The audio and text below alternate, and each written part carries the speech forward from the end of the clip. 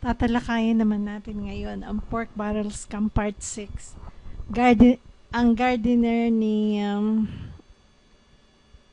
ng alleged mastermind ay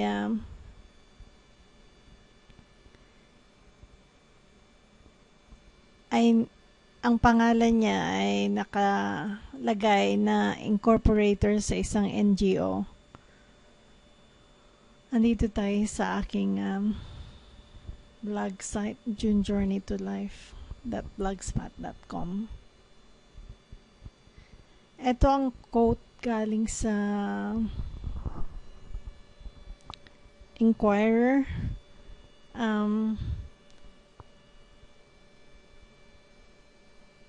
Ang municipal worker daw sa North Cotabato Province na may sweldo na 300 piso sa isang araw na isang grass cutter ay nasurpresa nang sinabi sa kanya na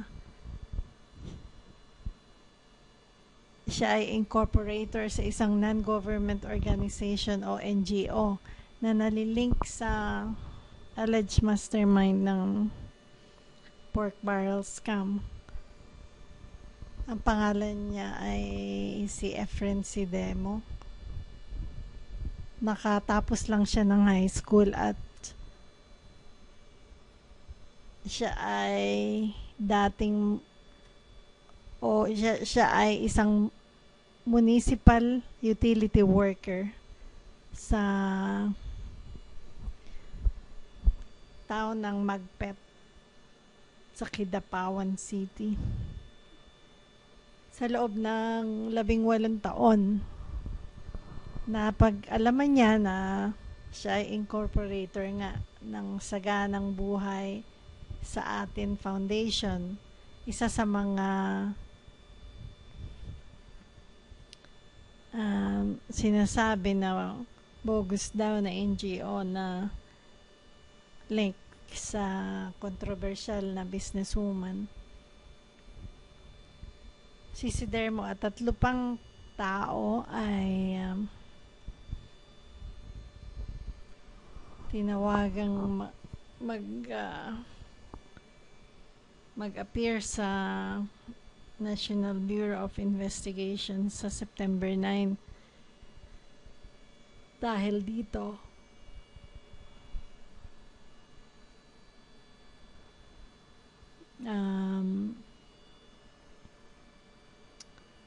dahil sa connection niya sa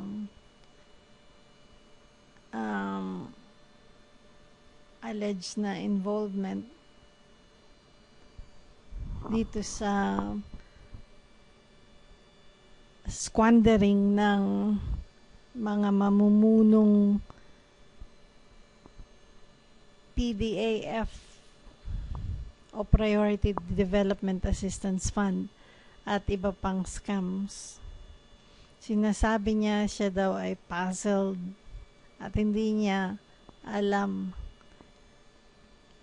ang kahit anong bagay tungkol sa paratang. Sinasabi niya sa Inquirer daw na sa isang interview noong Huwebes,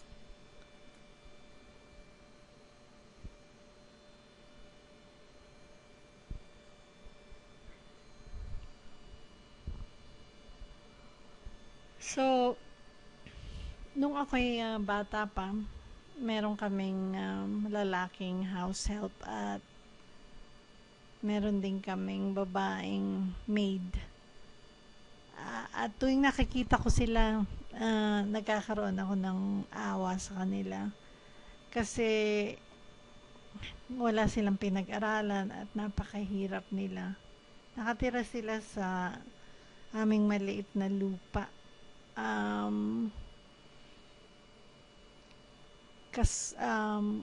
Kadalasan sila ay anak ng tauhan sa lupa. So, itong gardener na minention dito, si Demo,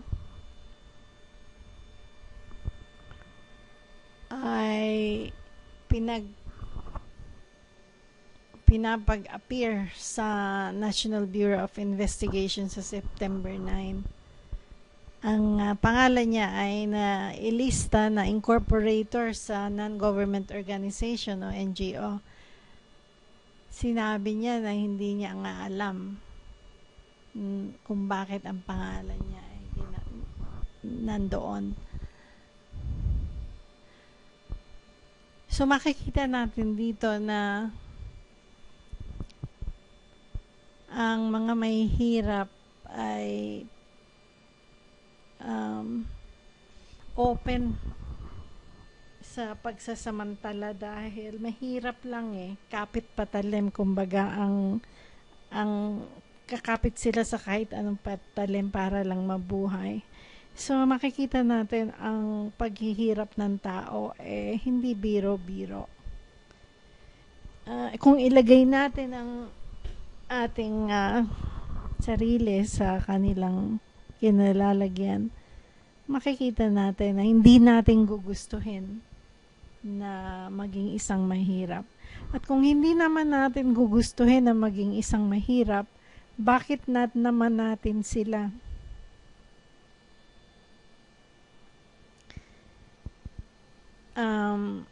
tatanggapin at papayagang maging mahirap? Yun ang itanong natin sa ating sarili.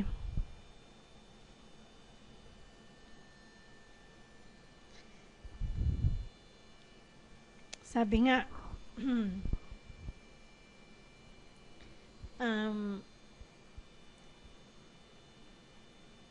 give as you would like to receive. So, kung bigyan natin ang mahihirap ng basic o living income, guaranteed, magmula panganak nila hanggang mamatay, meron pa ba tayong mga maid? Magkakaroon pa ba tayo ng maid at mga katulong sa ating bahay? Tayong mga elite, tayong mga may pera na nakaka-afford ng flashing toilet, na toilet na may flash at pwede tayong bumili ng toilet paper. Magkakaroon pa ba tayo ng house help o maid na tagalaba o tagaluto? Yan ang tanong, pero madali namang sagutin yan. Alam nating hindi marami ang papasok na katulong kapag meron na silang mga basic or living income na ginagarantihang dumating buwan-buwan. Dapat nating tingnan kung bakit natin tinatanggap at pinapayagan ang mga elite o ang mga mayayaman bayaran ang mga mahihirap para punasan ang kanilang mga puwet. Kumbaga, yan ay isang natawag nating expression lang para ipakita, para maipahatid natin ang ating gustong sabihin. Hindi ba dapat ang elite o ang mayayaman, hindi ba dapat silang maglinis ng kanilang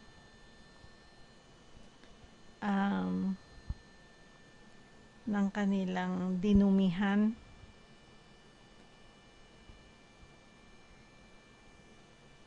Hindi ba nila kaya, hindi ba natin kaya maglinis ng ating mga kalat? So, ang mga mahihirap, sila ang naglilinis sa kanilang kalat dahil wala naman silang katulong. So, bakit hindi natin gawin din yan, tayong mga elite at mga may flashing toilet at may toilet paper sa bahay?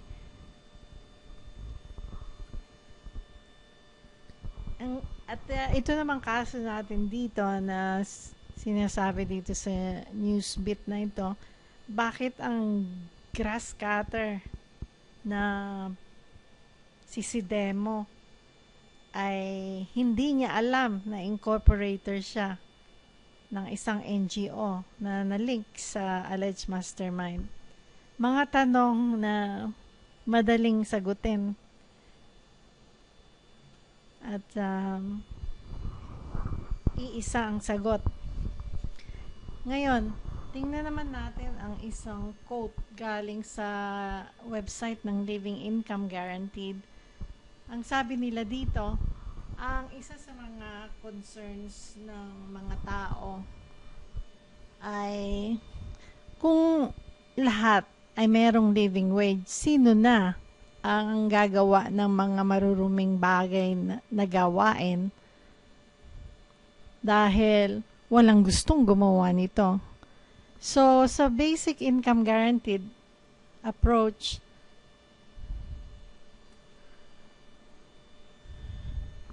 kailangang baguhin natin ang halaga ng living wage or yung basic minimum wage. At isinasuggest dito na dapat ito ay doble ng basic income guaranteed. Para nang ganoon, ma-motivate ang mga tao na gustong mamuhay na medyo may konting pera sila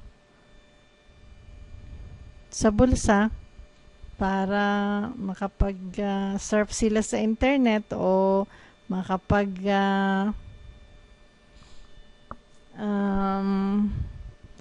enjoy ng kanilang gustong gawin.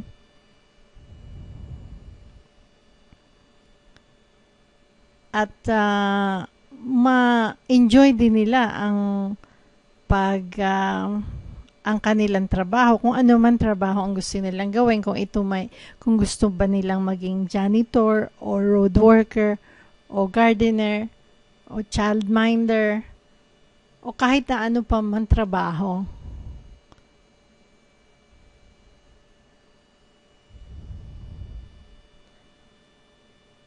At hindi na sila nagdidepende sa basic income guaranteed. Meron silang minimum wage na doble ng basic income guaranteed na magsisiguro na merong motivation sa mga tao na magtrabaho. At doon naman sa gustong mag-improve ng kanilang buhay,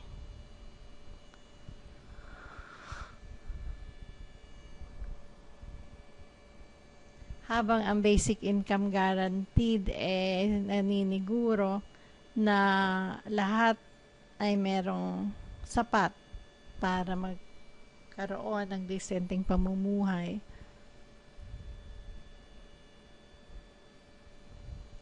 Ang diferensya dito sa dalawa ay yun lang, mas maraming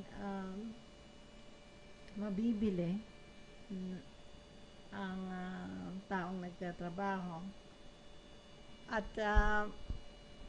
ang mga businesses naman, kailangan nilang i-consider na ang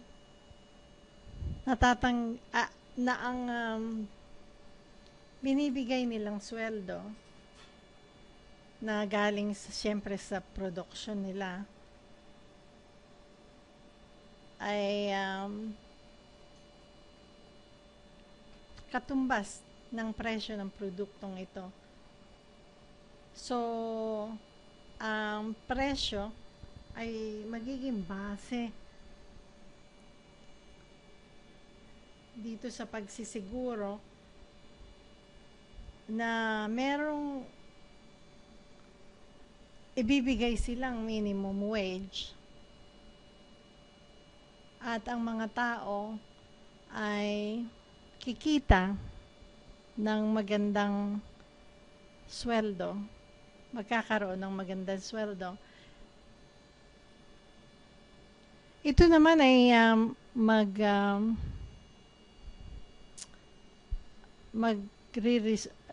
ang resulta naman ito ay tataas ang dami ng pera na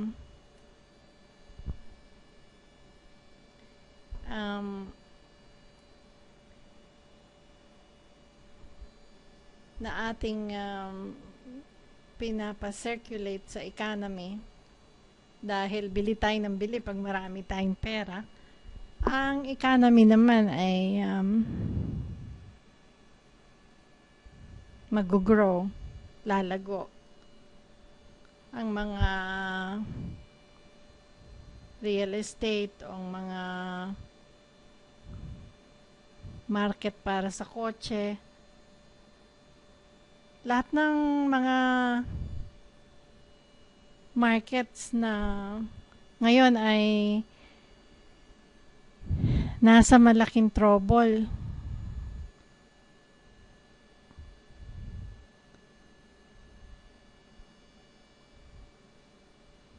Ay uunlad ulit. At ang buhay dito sa mundo ay magiging sustainable. So, nananawagan ang Living Income o Equal Life Foundation na nagpo-propose ng Living Income Guaranteed na para doon sa mga ready na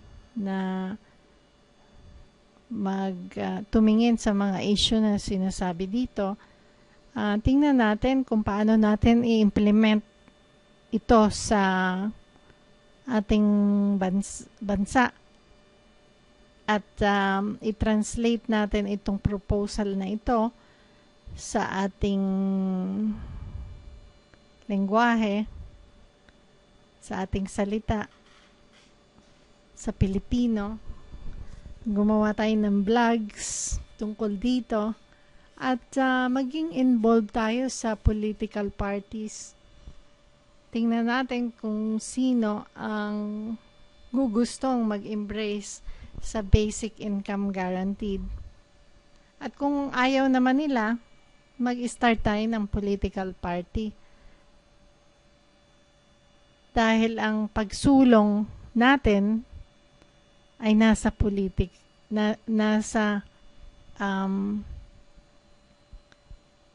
sa area ng politika. Maraming salamat.